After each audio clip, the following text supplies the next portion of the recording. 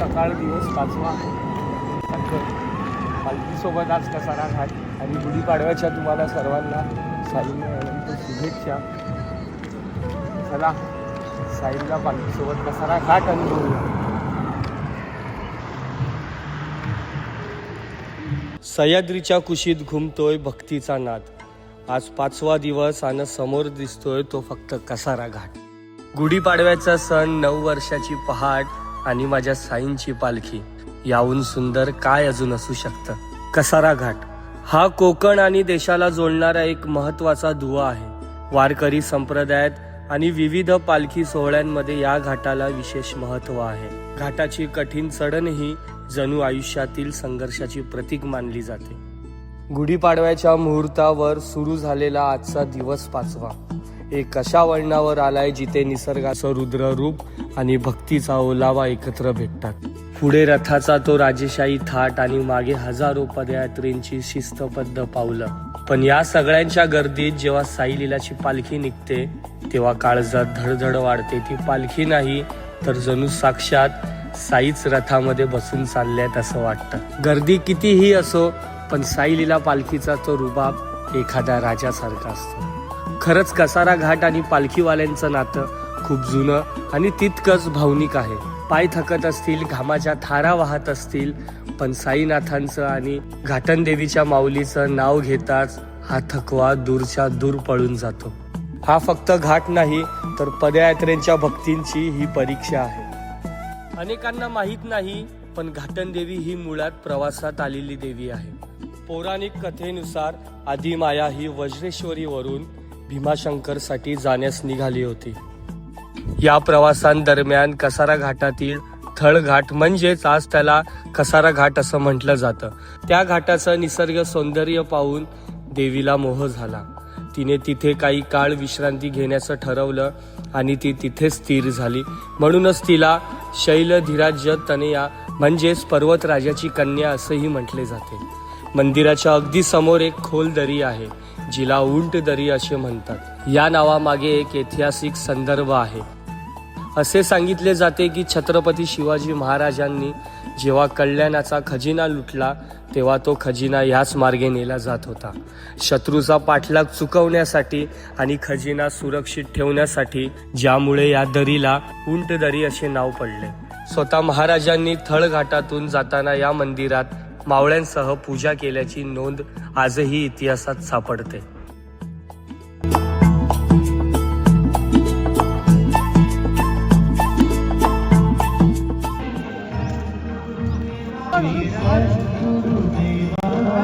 माकड आहे का काय? माकड आहे.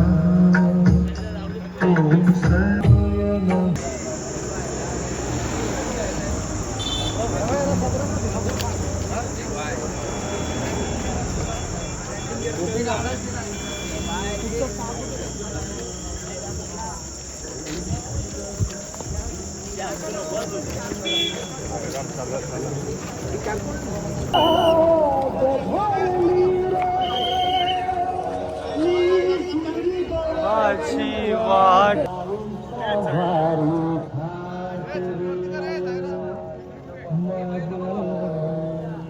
राहिला कसारा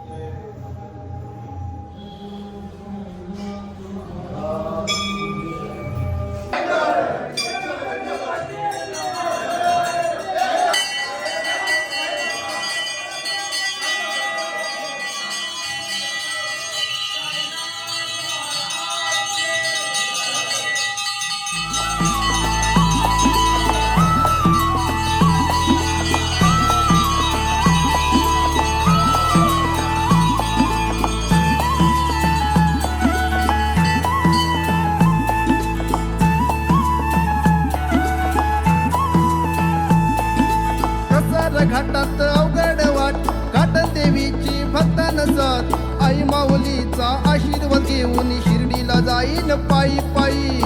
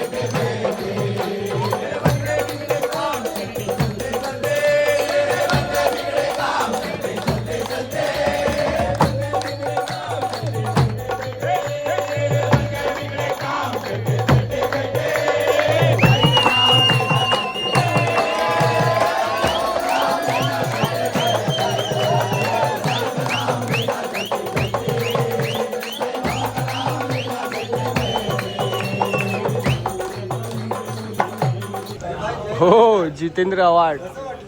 किती थर लावणार आज 9. बापरे उन्हाने बघ घामानी माकलाय पूर्ण. बापरे एवढ्या उन्हामध्ये. टाइम 3 वाजायला 10 मिनिटं आहे. तू आत्ता पोचला. मी किती वाजता पोचलो माहिती आहे पालखी सोबत सांग. स्नॅप बघ माझा 9:04 पोचलो बरोबर.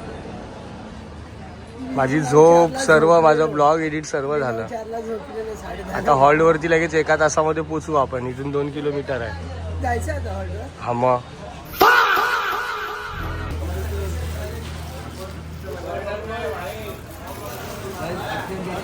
टी शर्ट वाटप चालू आहे. Welcome to Sai लीलाची.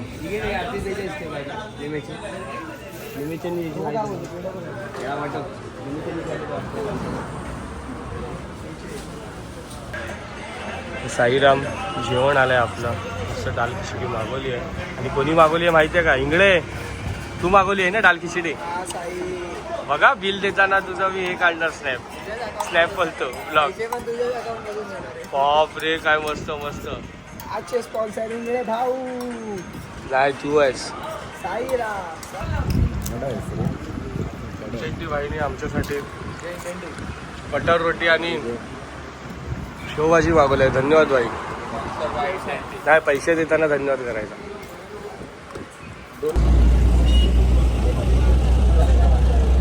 साईमय दुपार हो अजय भाई फोटो काढताना. साईमय संध्याकाळ दिवस 5वा. दुपारनंतरचा प्रवास आता आमचा सुरू झाला आहे. आज आम्ही वेलकम टू साई लीलाची टी शर्ट घातली आहे. ऑफिशियल वेलकम टू साई लीला.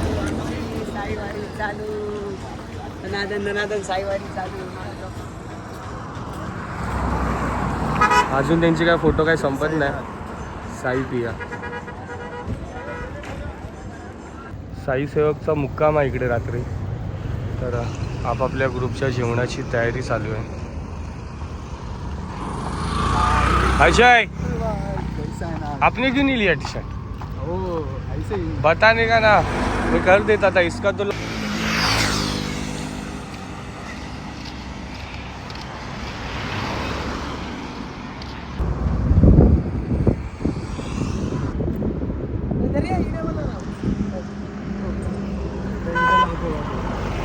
काय करतोय? चटई वगैरे लावून होते. बघा सेवा बघा निस्वार्थपणाने केलेली सेवा. बापरे मानला बाकी त्याला. बुवा थंडी वाजते.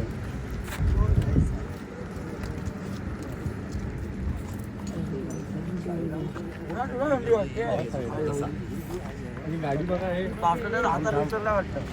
मला नाही गाडी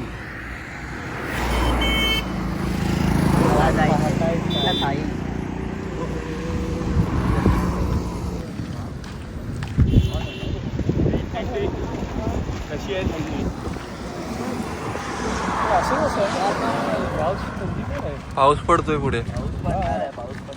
पडतोय नाशिक मध्ये. पाऊस भेटेल आपल्याला. यावर्षी पण भेटेल. मागच्या वर्षी आता भेटूया रात्रीच्या वेळेला.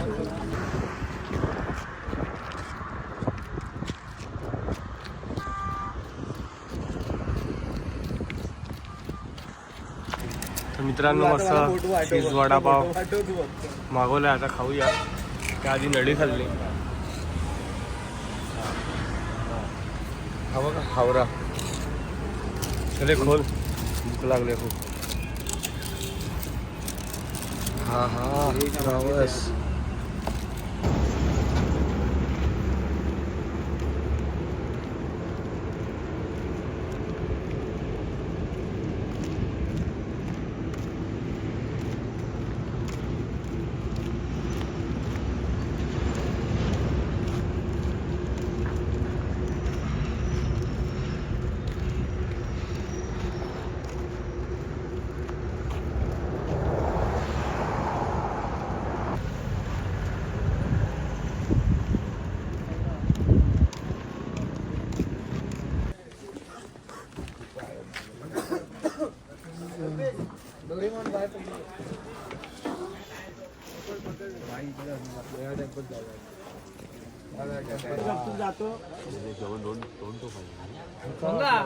असे एक एक काढत बसला काम करू नको सगळ्या बॅगा काढत्या तू शोधून शोधून काढतोय